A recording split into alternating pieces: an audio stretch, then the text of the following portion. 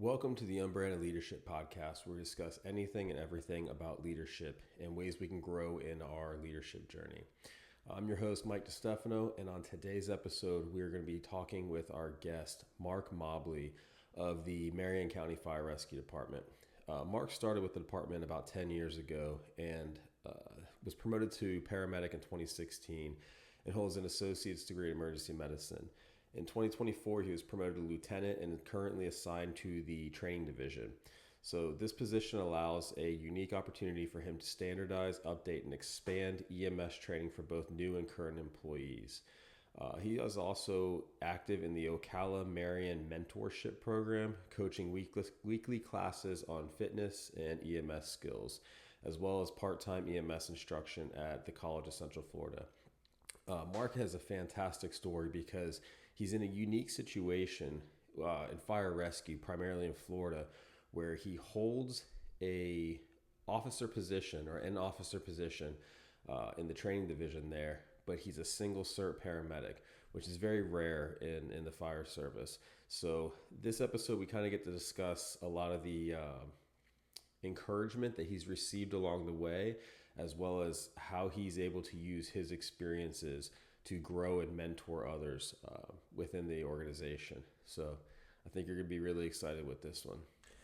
Mike DeStefano here with the Unbranded Leadership Podcast. I wanted to take a second to thank our sponsor, Recruit Strength, out of Melbourne, Florida. Recruit Strength is a strength training gym that offers 24-hour access to its members, as well as online and in-person strength and conditioning coaching. For more information or to contact them and get set up, visit recruitstrength.com. All right, Lieutenant Mobley, let's get this going here. So before we get started and get onto a lot of the questions about the leadership and everything, tell everyone about yourself and kind of how you got into EMS and the fire industry. I've been doing this for about 10 years now. I got into it a little bit of a backup plan. I initially wanted to join the military. After college, had a bunch of injuries, some knee surgeries, back surgeries. Obviously, the military wasn't interested. Initially pursued a career in law enforcement. Spent about a year going through the process of joining Border Patrol. So I did the backgrounds and the investigations, the interviews, all the stuff. And I got a letter, the letter from them that I had passed, and I was basically signed. I accept the offer, and I'll go out to Arizona to the law enforcement training center and start my career. And I just kind of had this like crystal clear moment that this is not what I wanted to do. And when I was trying to get in the military, I wanted to be a combat medic. And so I just realized that, law enforcement wasn't where I wanted to be. I enrolled in the first EMT class I could. They put me on a wait list, called me a week before class started and said, "Hey, an opening came up. Are you interested in starting?" I'm like, "Absolutely." So I showed up, literally, all the uniforms were picked over. So my shirt was 2 sizes too small. I had double XL pants. I had a small pair of boots, completely mismatched uniform, but it was like, I knew that's where I wanted to be. That's what I wanted to do. And I have loved every moment of it since. I love it. So a true calling there, Oh, absolutely. And you really had to want it showing up with the clown uniform, Yeah. So how did you get to, I know in our brief discussion that we had, and for those that don't know, Mark and I met at the Florida Fire Conference about a month ago. I was doing an EMS roundtable discussion about basically the challenges in EMS involving like recruitment and retention and everything like that. At least that's what I was speaking of. And Mark came up to me afterwards and started telling me about everything he had going on in his organization and how they've worked within the challenges that we have to be successful, which is huge. So Mark, tell me, how did you get to working at the organization that you're at now, and kind of how your career is led up to this point? Um, I tell everybody that I have a strange job. I don't know how else to describe it. I would say my career is probably summed up into, a simple phrase of, yeah, I can do that. We started off, I was hired as a single cert EMT, became a paramedic on 12-hour shifts called Echo Delta. So we had A, B, and C for the normal dual cert fire. And then We had Echo Delta shifts, these 12 hours. We were basically like pirates running around, like never saw your captain, never saw your supervisor. We were, especially if you're on night shift. But eventually we decided we wanted to become a more homogenous organization. So we put everybody, single and dual cert, onto the 24-hour shifts. And from there, it was just, honestly, it was just looking for opportunities. Once we got that, we did that probably about 2 years into my career. It really was just looking for opportunities. Like they send out an email that, hey, we're testing out some equipment. Who wants to volunteer? We want to do a project committee for testing out new software or fixing our EMS reports, whatever. And everything that came up, I just volunteered for. I just jumped in and tried to get involved in as many things as I could. And eventually, as things progressed, I started to get asked more and more to do this kind of stuff. And then eventually we started, the idea of having EMS officers came up. And so we built out a testing process and did that. So I obviously tested, spent the first couple of years on a promotional list, basically as an out of class officer, and then finally got promoted about a year ago. But that was kind of the gist of it. It was just looking for opportunities, looking for work. It's really easy to sit back and complain, but whenever there was an opportunity, and a lot of it was volunteer or unpaid, but it was just, there's a chance to get involved and do something, I would take it. So I want to touch on something you just mentioned there. When you were first assigned to the how did you call that? The Echo Delta shift, Yes, sir. the 12-hour shifts, Mhm. and you said that you really didn't have much contact, if any, with your supervisor, basically, and you guys were just kind of roaming and and doing your thing. What kind of conflicts and challenges did you guys have with that as an actual, member of the organization, but not having that overall supervisory experience? It was, oh man, it was, I mean, for one, first and foremost, morale was in the tank. When you never, like me particularly, I work night shifts. So, and in our Echo Deltas, we didn't have a set on and off. So we had crews that would start at 5, 5:30, 6, 6:30, 7. We had a mid shift that went 12 to 12. And so I came on at 5 in the afternoon and got off at 5 o'clock in the morning. And so we had staggered where there was kind of overlaps, but I never knew who my immediate supervisor was from day to day, from shift to shift. And when you're working, so Echo Delta was 2 days on, 2 days off every other weekend. So in a 3 day stretch, like on that weekend, that Friday, Saturday, Sunday, every single day, I had a new supervisor. And so we would came at pass off, would tell each other that, but we felt we were extremely disconnected. There was a big schism between single and dual certs. There was a lot of like disrespect, a lot of animosity. Um, just that, people would, and I got hired in the mentality that you come in, you do a couple of years, you get your experience, and you go somewhere else. You go do something. You're just here to, soak up time and go. And that was the general kind of mentality. Like we were just there to do a job. And there wasn't a whole lot of buy-in. No one was really looking for a career or longevity. And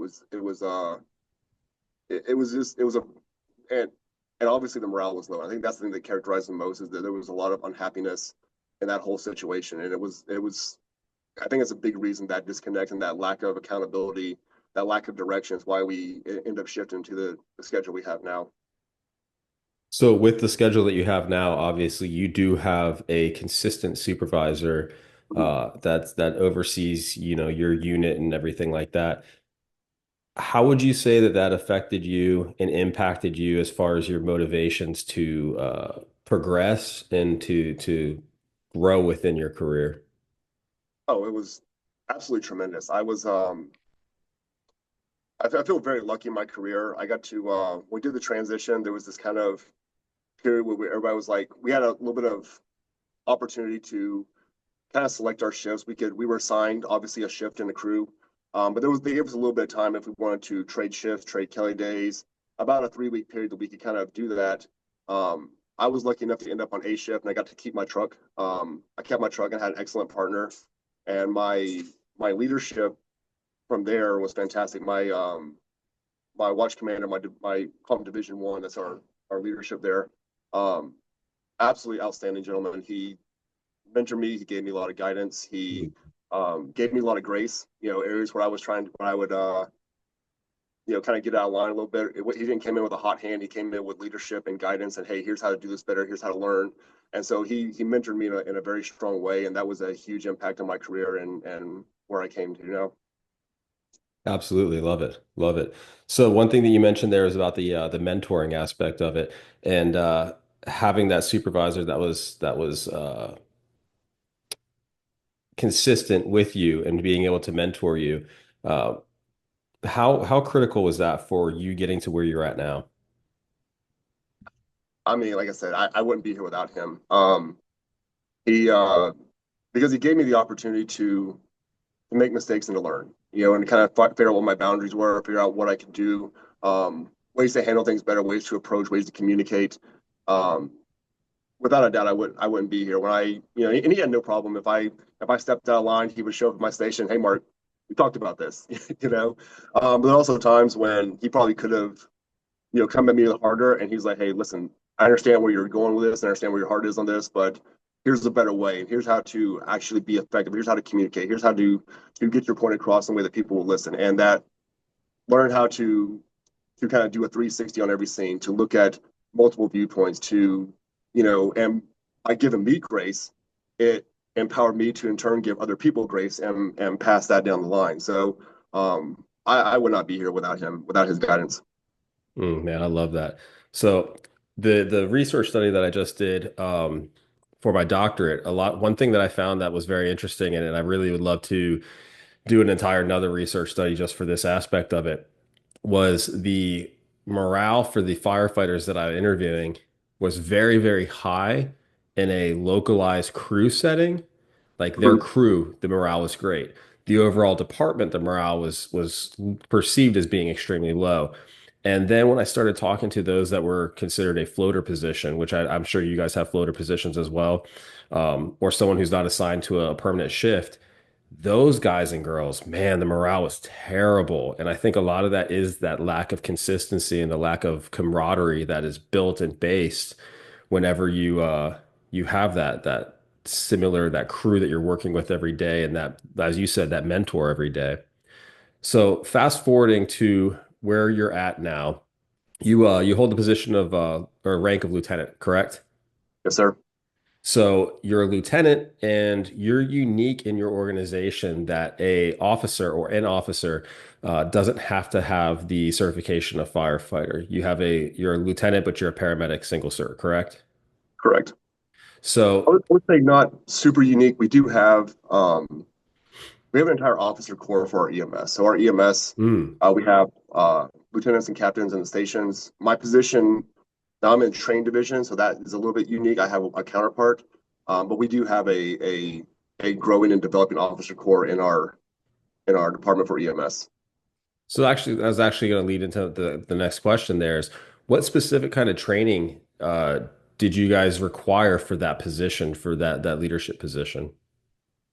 So that's an excellent question. I would say I'm largely a product of my system. We were talking about this a little bit earlier with my captain. I was talking about my podcast, and the thing comes out to me is that we are in general a product of our system. He came from the same. He was actually my old partner. He's now my captain. So that's a interesting role reversal. But probably one of my best friends. But we came up in a very similar system, and part of the process was the obvious, the longevity. There was a certain amount of experience they wanted to have. There was the various credentials they needed, but without having like the traditional fire officer standards. Now, we had to take some of they want us to have like a certain number of like classes in education. That was kind of part of it. But we do a leadership and development course internally, and a couple of our chiefs actually run this. It's based kind of on a lot of stuff that Jocko does, the extreme ownership, but it Mm. kind of expands beyond that. And so we have a voluntary course that we do. You can take, and it gives you points towards your training. But we have a mandatory course that once you promote it, every time you promote to driver, to lieutenant, to captain, to chief, we have this whole course that we have to go through, and it's about a week-long course.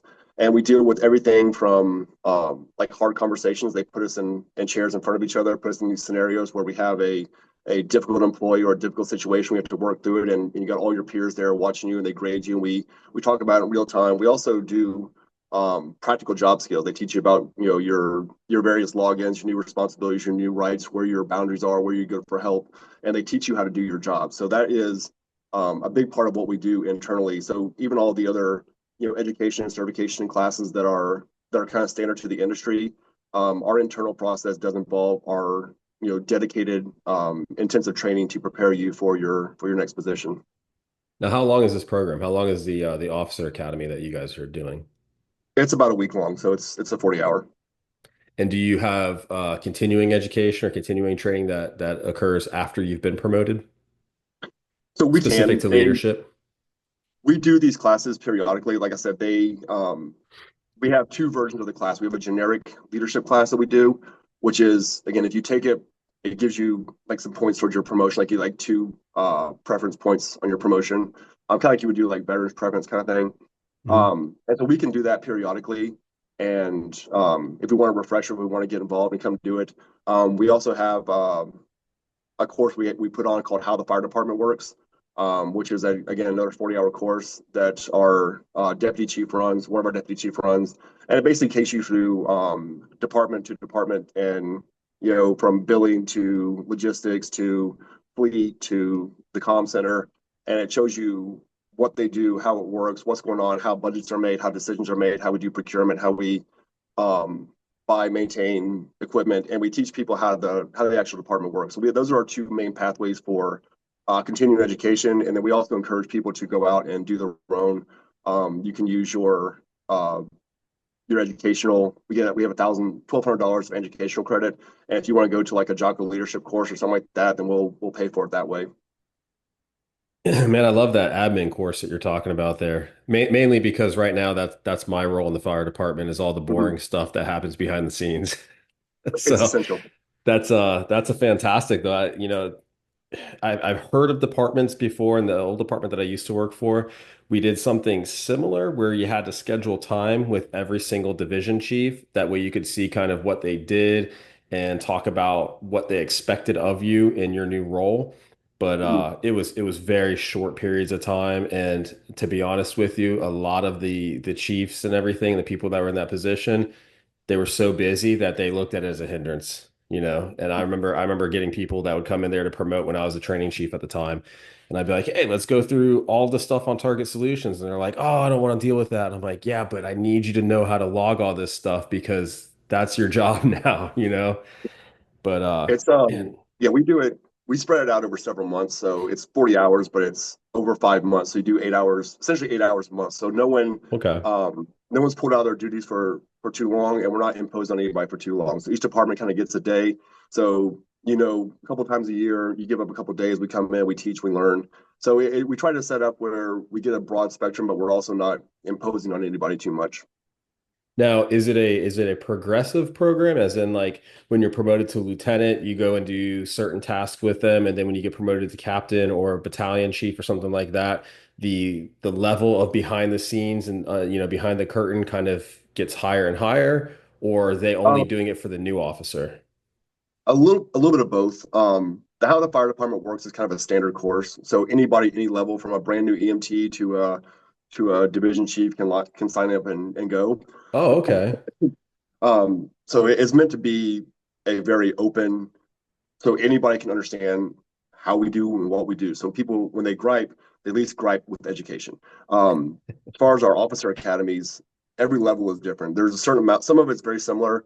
You get a refresher at every level about like the hard conversations and communication, but it also changes because the leverage that a lieutenant has is different leverage that a captain versus a battalion chief, etc. And also when they get into their job performance, so each of those academies is specific to that role. So what the permissions and boundaries that the battalion chief has when they come back as a division chief, it expands on based on that. So we a little bit of both there. Gotcha. I like that. I like that a lot, actually. That's very cool that you guys offer it to anybody who's interested in it. I could see this being also extremely beneficial for union leadership and e-board Mm-hmm. positions and stuff like that, to especially when it comes to negotiating and figuring things out that they don't go into it with a blind perspective and view. That's solid Oh, work right without doubt. there. We like our fire chief is jam up, absolute great dude. Uh quarterly we have an all hands officer meeting, which again, every officer from lieutenants to chiefs, single, dual cert, it doesn't matter.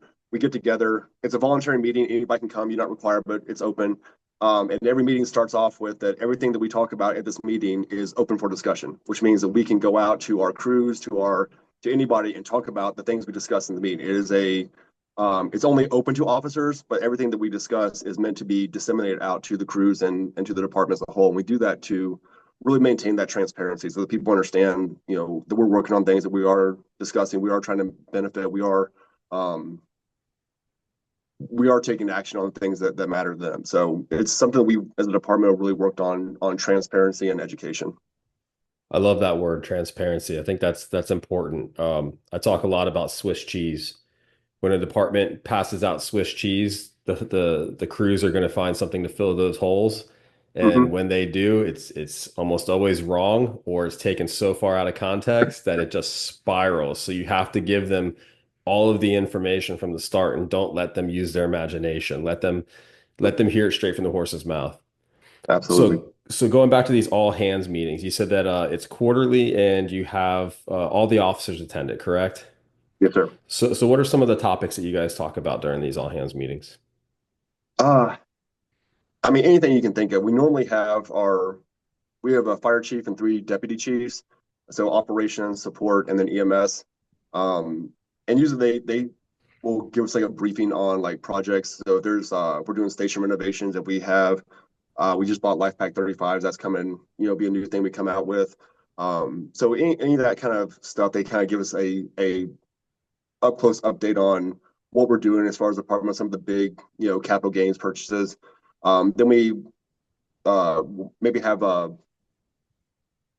committees may pop up and do like a update on what they're working on. We have an SOG committee going right now, just refreshing and looking over SOGs, that kind of thing. So we'll do an update on that and kind of where we are. And then it gets opened up to the floor, and anybody that has questions or concerns or anything they want to talk about or discuss, any kind of problems, and it's opened up to the floor so anybody can bring something up and discuss it. And if you have an idea, the answer is almost always, all right, go make a committee and build a report and bring us back the information. That's kind of a standard response. So if you have the idea and you want to take initiative, you get empowered to go and start doing work on it. So as a direct supervisor, and when I say direct supervisor, I mean literally boots on the ground. You're running the calls with the crews. You're supervising your truck and everything. How important are these meetings for you? I mean, I could see mid-level supervisors looking at this and saying, okay, this is a typical kind of meeting that I might have with my deputy chief or whatever. But especially for you, how does this impact you doing these all hands? Well, at a company officer level, you're eating dinner with your crew every night. And so that's where the majority of our people are. We have 600 people in our department. I don't know what percentage are officers, but the significant number are non-promoted line personnel. And so if we have these company officers out there who have gone to these meetings, heard from the horse's mouth, we've heard the discussions, the back and forth, and again, it's open and transparent. Every one of those when you're sitting at a table, you're sitting after a call, whatever, we can talk, we can answer questions, and we can put that information out directly to them. I think it's essential because when my crew comes or they have a question, I have an answer. It's not, hey, I'll get back to you. And sometimes you have to get back. Sometimes you may have to go and ask questions and dig some more information, but be able to come back and say, hey, this is what I've heard, this is what you'd be looking for. Most of the topics that come up in the meeting, they're coming up because there's rumors swirling around anyway. So these guys are bringing, the rumors to the table, getting the answer, then come back and quell those rumors and give honest feedback and honest direction. I think it's a huge benefit, especially for morale and for information. Yeah, I agree with you 100% on that. Squashing it early, squashing Mhm. those rumors quickly because I mean, honestly, knowledge and information is power. That's how we keep our guys in line. That's how we keep our guys. And when I say in line, I mean working toward the same mission, and Absolutely. not just going in all different directions. So, when we were talking at the fire conference, you had brought up something and this is what really got me thinking. It was like, oh man, I got to have this guy on the podcast. You were talking about when it came to recruitment and retention, the importance and the significance of empowerment and how it affected you directly in your position of moving into training and having an officer position at your organization and the feeling of being empowered. Can you tell us a little bit about that, about how empowerment has impacted you? Oh man. Yeah, it's a wild position to be in. The number of things I can look at, especially my position in training. Um, we literally can write policy in terms of how people operate. And just in the past year, we've done some stuff. I put out some programs on, team CPR, on our ASHA response, our RTF program. I designed the training for that. It wasn't just me. I just kind of took point as far as putting together the training package and getting people out there. But the team CPR project, we've had a few different things like that, and this is how we operate going forward. And the fact that they have trusted me to, go out, get the education. These are classes I went to. I went, took courses, got information, got trained, brought it back, put it together as a package, and now it's out there as how our crews are supposed to operate. And it's hard to imagine that this is my job. This is what I get to do. And we did this. There's a handful of things I've gotten to do and got to influence like that. And being in training, especially, it's the reach is so far. The opportunities to take care of things. A lot of the issues I had when I was in the field, the concerns I had was just a training issue, it was a standardization issue. So now we're kind of creating like a factory where we standardize training, presentations, PowerPoints, that kind of stuff. So every new hire class, they get the exact same infection control, the exact same airway training, the exact same, and we update it periodically as new information, protocols change, that stuff. But we've been able to standardize that so that we know that these crews are going out there, they're getting the same information over and over and over again. So we have a consistent product going out. So it's been just a huge opportunity to pull some levers I never thought I'd be able to touch. Yeah. And how impactful is that? I mean, obviously, you feel empowered when you're given these opportunities, when you're given the ability to really make changes within an organization and see it come to fruition. How does that transpire down to the guys that you lead?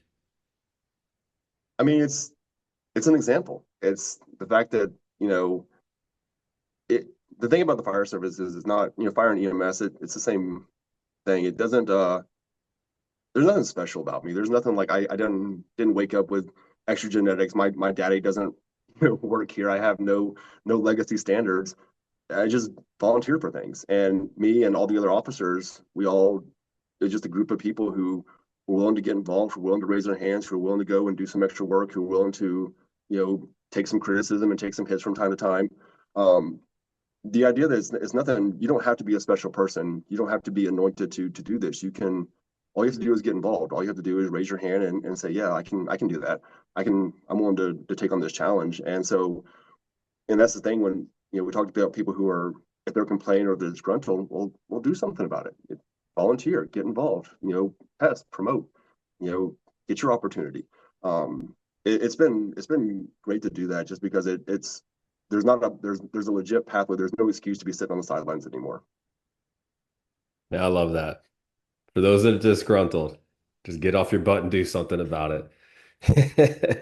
I mean, you think about it though, that's usually the people who are the most disgruntled and that absolutely hate where they're at and what they do are the ones that are not willing to do anything extra or to change anything. Mhm. That, we hear that all the time. Firefighters, two things that they hate most is change and the way things are. And I've seen a handful of people who entire I think that it saved their life. There's a couple guys I can think of right now whose reputation was known for being salty, and Mm. now their reputation is the guy you go to for answers, the guy you go to for questions. And some of them have gotten involved in leadership and are officers. Some of them have gotten involved in like the union. They've taken leadership positions there and worked on that side of the house. Some of them have, but a lot of people who were unhappy found opportunities and avenues, and it changed their perspective, it changed their mindset. Like I'm not the only person who has a better mental health outlook on my job and my life because of these opportunities. So I've seen it happen with several people, and it's also an example. And the people now who are, if you're disgruntled, if you're upset, it's you've chosen to be there. You've chosen to, just because you test doesn't mean you're going to get promoted automatically. Just because you run for union office doesn't mean that you're going to get, you'll get selected. But the opportunities are there to get involved and to take your chance. Yeah, you're still moving forward. Mm-hmm. You may not get the position the first time. I mean, I'm just like you in that aspect. There's nothing special about me, man. And I mean, it took me 3 times to get promoted to lieutenant. And I was like, you've got to be kidding me. But every single time I did better and better and better until my final time, I ended up being number 2 on the list because it was just, okay, I'm learning how to be better at my job. I'm learning how to be better in this role. And now it's time to, to buckle down and actually study the right way. And that helped me out a ton. So, Yeah. Like I got to test with an absolute shark tank. I told you I came from my shift. The guy well, the guys. There's actually two guys. Um, it was our captain at the time and our division chief. Both of those huge mentors for us. When we did the initial testing for officers, we had 12 people pass. Um, the top 9 got promoted. I was sitting at number 10. 6 of those 12 came from my shift. I oh, mean, wow. yeah, our we came from an absolute shark tank, and yeah, I rode it out of class for a couple of years and watched them go. I said my old partner is now my immediate supervisor. um it was a shark tank that we tested, and we had a lot of people who were prepared, who were ready to go, and it was competitive. And so yeah, I spent a couple of years doing the out of class thing until my time came. um but yeah, when I think about like the guy who mentored me, the guys who mentor me, when A shift accounted for half of the promoted positions, it again, I'm a product of a system. People invested in me, and it's definitely paid off. Man, that's a testament to the leadership you had on that shift there to have that many people sitting on there from that like that just tells you someone's doing the right thing, you know? Leaders build leaders. That's what leadership does. They don't just build followers, they build other leaders, and that's how we continue to progress in leadership. So I'm glad you mentioned mentorship again. Reading through your bio and everything, I saw that you belong to a mentorship program that does weekly classes that you help coach and everything. Yes, sir. Tell me about that a little bit. So it's a partnership we have with Ocala Fire Rescue. Ocala is our we cover the county, obviously, and the city of Ocala we have a very good relationship with. We share medical directors and a lot of tactics and stuff like that. We also got together with them and had this program and basically share responsibilities. So they meet 3 times a week. It's voluntary, doesn't cost anything. It's free, and we primarily target high school and college aged kids. And we don't confine it to fire service. Obviously, we teach fire skills and teach EMS skills, but it's kind of open for anyone who's interested in a military, law enforcement, first responder type job. And so Monday nights we host. Oh, I'm sorry. Monday nights Ocala Fire hosts, and they go to one of their stations. They do gear drills. We issue them like old bunker gear, so they have gear to practice in, to train in. So they go do PT, running, push-ups, that kind of thing, do skills and drills. Saturday morning is hosted by MCFR, and it's kind of the same thing. It's just we do that version of it. And then Thursday nights is primarily a PT and EMS session. So we come into our department gym. We have a 5,000 square foot facility with, CrossFit machines, weightlifting, fire sled equipment, all kinds of stuff we need. So they come in there. We teach basic things. We teach them how to squat, how to deadlift, how to press. We do a lot of PT type stuff like push-ups, pull-ups, burpees, that kind of thing. And then we break them down and we'll do basic EMS skills. We teach them how to do a patient assessment, how to do CPR, how to, put on a tourniquet or make a splint. Just basic stuff that even if they don't join us, they still have life skills and some fitness background. And then a couple times a year, we do a tryout where they can come. They have to pass a PT test where they have to do push-ups, sit-ups, a 1.5 mile run. If they pass through all that, we put them through a gear test, and then we take the top candidates and the top times, and we pay for their EMT and their fire school, and we pay them to go to school. So you use it as also a recruitment tool for sponsorships. Absolutely. I love that. I really like this idea. This is something that I haven't really, I mean, we hear of, fire explorers and programs like that, but I like this as a all around public safety community based mentorship program. It's almost like um, the programs that you see like for church based or inner city, like to help, you know, boys grow into men. And you guys are doing this on a regular basis. I really like this. This is cool stuff. Yeah, we get So, about 15 to 20 kids a night on average. And we'll see people who stick with it for quite a while. I mean, some of them are in high school, so they've been coming at it for years. Wait until they turn 18 and are eligible, and then, like I said, anybody. When we do the tryouts are open to anybody, but we give preference points to people who come to mentorship. And generally, if you've never put on bunker gear before, if you don't know what it's like to dress up, to have the helmet, to have an air pack on, and you don't know how to operate, the first time you do that, you don't want to be in a tryout test. So we try to give them as much tools as possible.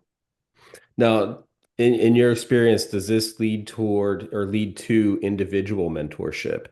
Like, do you build those relationships where you could have that one-on-one type of person that, hey, Johnny over here calls me on a regular basis just to kind of ask for advice and guidance type things? Or is this more of just a, teacher-student kind of program? That's kind of a case by case. It's we kind of do what we do with kind of our new hires. So we give them information, we give them our contacts if they have a question or we try to be a resource in case they need questions or further guidance. There's been a handful who have needed some extra attention and are willing to come in and do some extra work and that kind of thing. Um, but as a general resource, we do that. We have had quite a few of our graduates who come back and help with mentorship, people who have gone through the program, who got sponsored, who have a job, who want to come back in and they'll PT and kind of be that example, that big brother. So it's a little bit of all that. But we don't necessarily want to take individuals under our wing. But again, if someone has a question or needs some extra attention or is willing to come in and do a little bit extra, and we like to encourage that as well. For sure.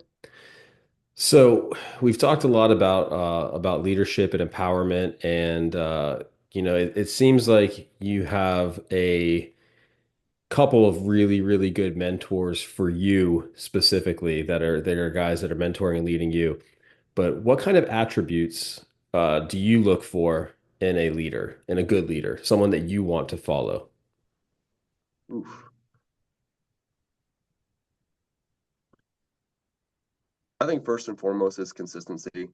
Um, I think it starts with you take care of yourself first. So anyone that I'm looking up to, I look at them as are they someone who does their job well as is, and it's the little things. Is the uniform squared away? Are they on top of stuff? Are they normally around drama or away from it? So I kind of look at that character first. Um, a willingness to teach and get involved. There's a lot of people who are good at their job who aren't willing to teach and help out. So that's a factor as well. But I look for people who are calm, people who are able to solve problems, who are willing to listen, um, who are willing to take chances, to take a hit if there's something that if they make a mistake, are they willing to own Mm, up to, or are they willing to take responsibility for it, or are they going to pawn it off? And so I like that's kind of what I look for is consistency, good at their job, and willing to take ownership and responsibility. man, it's like you're reading from the Jocko book there. Yes, I sir. love it. So, my last question for you to kind of to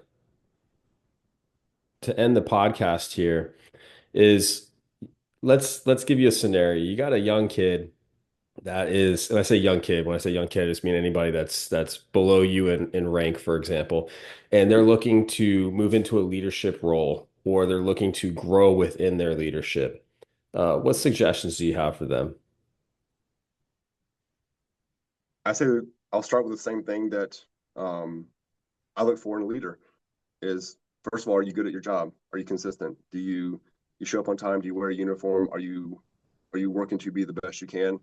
Um, the next thing I say is look for an opportunity to.